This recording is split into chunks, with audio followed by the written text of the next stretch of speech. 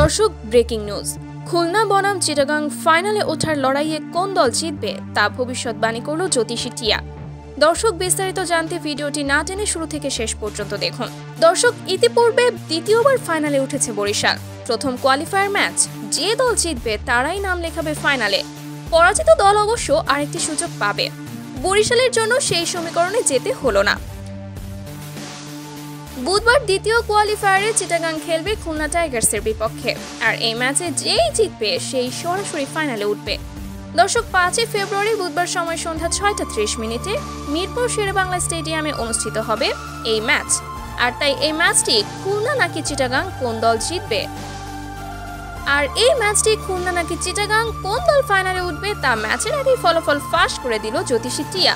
দর্শক, এই জ্যোতিষী টিয়া বলেন, খুলনা দারুণ দাপুটে হেসে খেলে চরম নাটকীয়ভাবে ম্যাচ জিতবে, আর অন্যদিকে চিটাগাং হতাশাজনকভাবে ম্যাচ হেরে যাবে। তো দর্শক, আপনাদের কি মতামত এই জ্যোতিষী টিয়ার ভবিষ্যৎবাণীতে তা এই বিষয়ে জানিয়ে দিন আমাদের ভিডিওর কমেন্ট বক্সে। ধন্যবাদ।